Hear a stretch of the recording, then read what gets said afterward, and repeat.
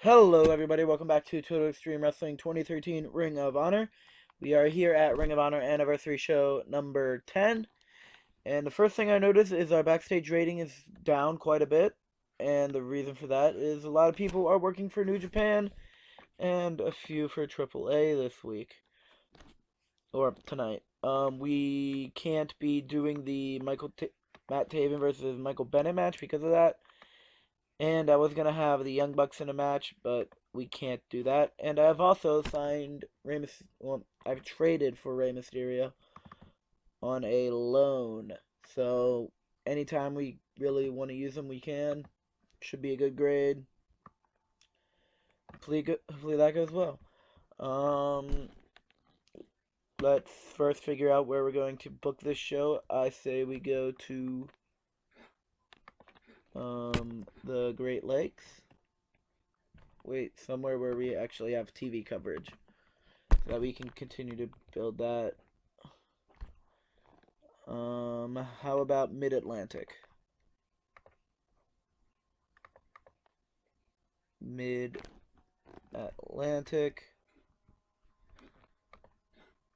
The North Carolina Cumberland Crown Coliseum. It's going to cost $30,000. That's too many people for us to fill. So let's go ahead and try and make that a bit smaller. Get around 5,000 to 6,000 people in.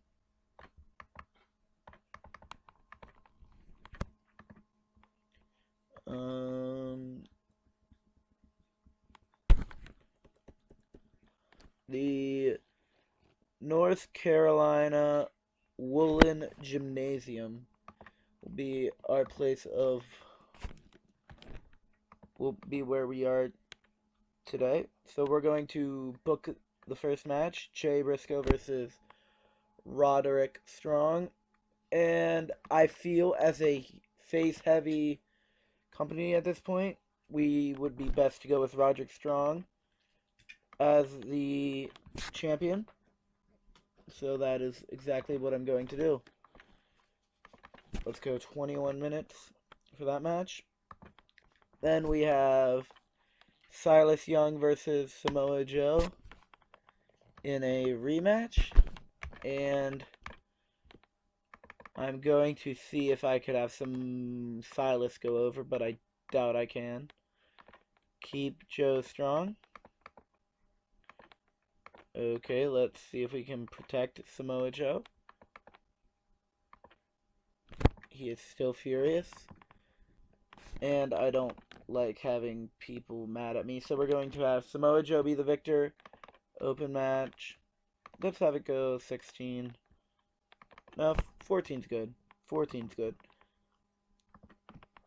CNC Wrestle Factory versus the All Night Express. This can go 12 minutes. We're going to give Kenny King the victory.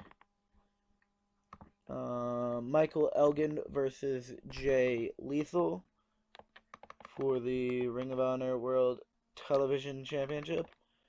We're going to be keeping the title on Jay Lethal, and this will be a slow build match. Decisive. And we have the Ring of Honor Tag Team title match between The Addiction and Risk and Reward. It should go around 17 minutes.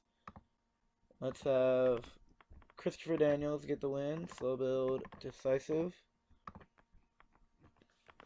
We need another match. So, who all do we have here? Could bring in Ricochet, but I'm not exactly sure how I want him to be. Mark Briscoe versus BJ Whitmer could be a possibility.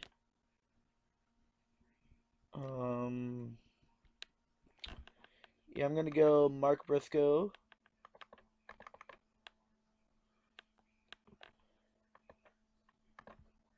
versus BJ Whitmer. Because everyone else is a face. Gonna have Mark get the win.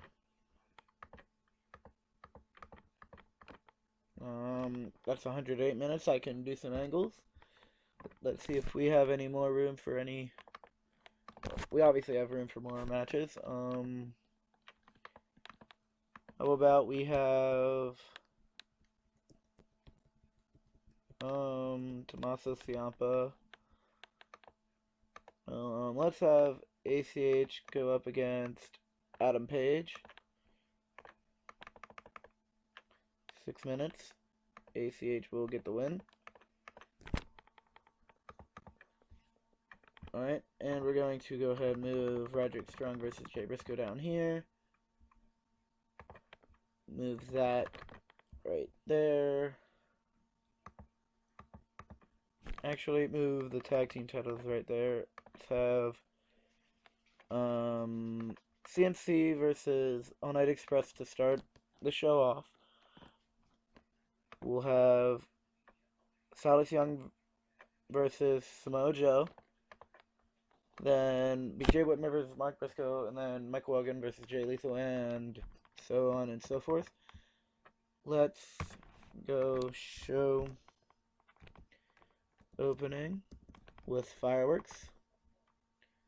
We have Paul Heyman and Steve Corino, Jay Briscoe, Roderick Strong, Jay Lethal, Michael Elgin, and Samoa Joe and Silas Young.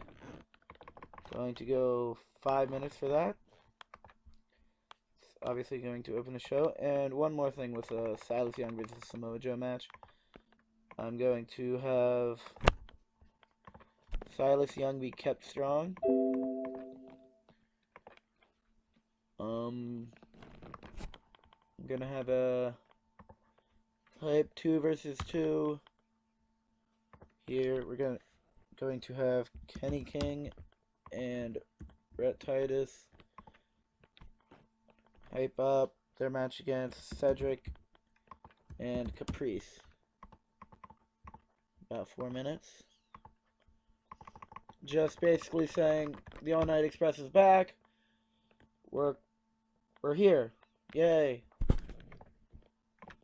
And let's have Samoa Joe hype up the Silas Young match.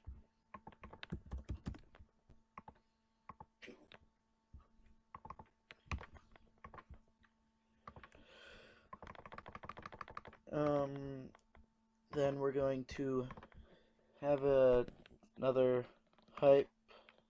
Christopher Daniels and Kazarian.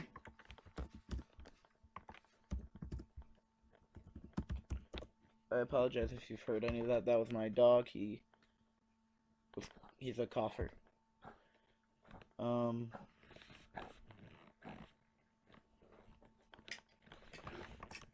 yeah, Matt Sydal and PJ Black. Another 4-minute promo, because 4 minutes you will get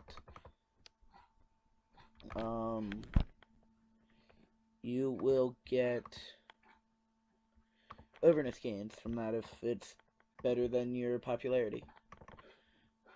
So we're going to have Jay Briscoe hype up the fact that he's 100% now for this match, and he's going to beat up Roderick Strong, make him pay for what he did, and he's going to retain his world title, when we all know he won't. Let's have a 2 versus 2 War Machine match in the pre-show to get the crowd ready. War Machine versus Martial Law for no other reason than they're a tag team. When it's on the pre-show, we can have Hanson get the win. And let's run the show. I'm going to have to check the calendar next time we have a pay-per-view because, well, we don't want this to happen again, where we can't use some of our matches. So in an extremely poor match, War Machine defeated Martial Law in 7:36 when Hanson defeated QT Marshall by pinfall with a Sin City Plunge. R.D. Evans improving in Rumble, technical and performance. Third sheet. Hanson has poor psychology. Raymond Rose, a negative crowd reaction, odd face heel combination because they were a face and a heel. Next, we have The Pyro with the Steve Carino and Paul Heyman hyping tonight's show and the expected impact the likes of Jay Briscoe, Roderick Strong, Jay Lethal, Mike Welgan, Samoa Joe, and Silas Young are likely to have. Steve Carino is developing better performance skills. Good gimmick. Good gimmick. 43D. 24E. All Night Express had an interview. Really, Kenny King? You just don't work with anyone. Having their upcoming tag match with CNC Wrestle Factory. In a match that had an average crowd reaction and some decent in-ring action, All Night Express defeated CNC Wrestle Factory in 11:44 when Kenny King defeated Caprice Coleman by pinfall with a Torch Rack DDT. They're an awkward pairing, so I'm going to have to change that again. Work improvements, no improvements.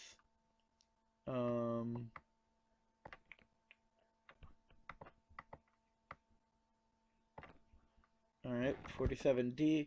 And Samoa Joe had an interview in which he's hyping his upcoming match with Silas Young. The Joe's Home storyline has advanced. And in about that, I had a good crowd and good action. Samoa Joe defeated Silas Young in 14-13 by submission with a Coquina Clutch. Chemistry, motivation, poor gimmick, booking decisions because I kept Silas Young strong. 65C, and then in a match that had an average crowd reaction and some decent in-ring action, Mark Briscoe defeated BJ Whitmer in 11:50 by pinfall with a cutthroat burning hammer. They have great chemistry. BJ Whitmer was really off his game. Excellent chemistry from Steve Carino and Paul Heyman. And the only penalties were inconsistency, poor gimmick, and very low experience on the announcers. And in a match that had some good action and average heat, Jay Lethal defeated Michael Elgin in 1959 by pinfall with a lethal combination. He makes defense number 2 of his Ring of Honor World Television title. No improvements. Inconsistency, poor gimmick, chemistry, motivation, very low experience, 59C. And about that, I had solid in-ring action, but not much in the way of heat. ACH defeated Adam Page in 5:55 by Ready or Not, Here I Come. No improvements. ACH penalized for psychology and inconsistency. The Addiction had an interview in which they're hyping their upcoming tag team match with Risk and Reward. Whoa ho ho! 72B minus. Hello! In terms of ratings, you guys should have main evented. In a match that had some good action and average heat, the Addiction defeated Risk and Reward in 17-18 when Christopher Daniels defeated Matt Sydal by pinfall with the best moonsault ever. The Addiction make defense number 1 of their Ring of Honor World Tag Team titles. Inconsistency, poor gimmick, inconsistency, title prestige, very low experience. And Jay Briscoe had an interview hyping his upcoming match with Roderick Strong. 30E plus. I'm thinking I made the right decision here. 67C plus in a match that had some good action and average heat. Roderick Strong defeated Jay Briscoe in 20 minutes, 46 seconds by pinfall with a double knee gutbuster. Roderick Strong wins the Ring of Honor World Heavyweight title. No improvements. Dirt sheet. Poor gimmick, chemistry, motivation. Roderick Strong wasn't penalized at all. I mean, Jay Briscoe's still going to be relevant, but I just don't really see him as a world champion. 67C plus. 63C in total. We're going to go ahead and compliment Roderick Strong. Complimented on a good performance.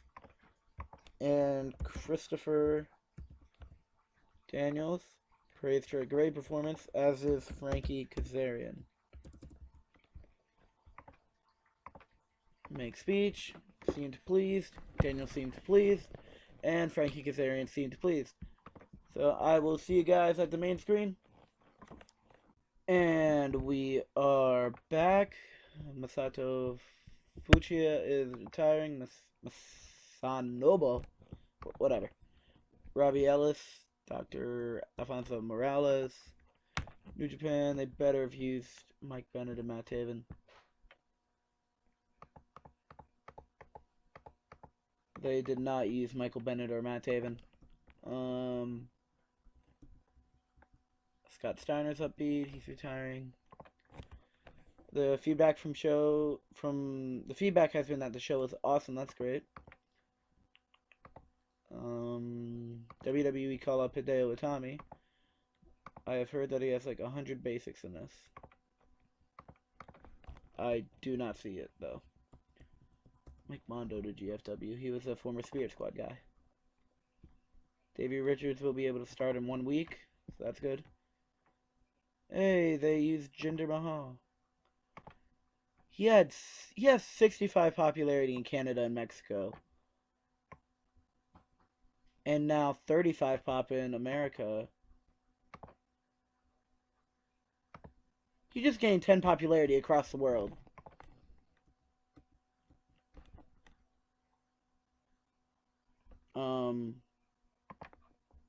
I swear I did not edit that Mexico popularity. That's weird. The only thing I did with him, I will say this. The only thing I did with him was testing breaking the popularity cap. So I moved all his US up to 100, then moved it right back down. And as you see here, he is now in next big thing. So you can break the popularity cap on workers by moving their popularity to 100. But I did not edit his Canada or Mexico popularity. I have no idea how that happened. Huh. So Jinder Mahal's gone from wherever. That got us a 0.03. We got a 0.05 on Ring of Honor Wrestling. We still can need to use Ray. I'm going to go right here, check my calendar for the next event. New Japan and AAA, they all do Saturdays. So I might, well, Ricochet's on Dragon Gate on Sunday, so until I start using him, I guess I can move it to Sunday. Anyways, that's going to be it for this thing. Because I broke up the Kingdom, even though hey, 91A Prestige, let's go. Even though I didn't really want to, in a sense, it was because Matt Taven over here couldn't turn heel because it was his last turn wasn't long enough ago. So, and I didn't want to break up the Kingdom, so I'm going to have to find a new partner for. I could either have Michael Bennett start to lead the Kingdom, or I could have Adam Cole still lead it. I'm not really sure if he does lead it right now. And then find another partner for Michael Bennett. I'm also going to have to find someone else for the All Night Express instead of Brooke. And hopefully, because I kind of want to use Scarlett for this for some reason. I don't know. But yeah, I have to do a few things. So thank you all for watching. I hope you all have enjoyed. We made money off of that. That's great. We made $5,000 in pay-per-view revenue. That's fantastic. So thank you all for watching. I hope you all have enjoyed. Please leave a like, comment, subscribe, and I will see you guys in the next episode. Bye, guys.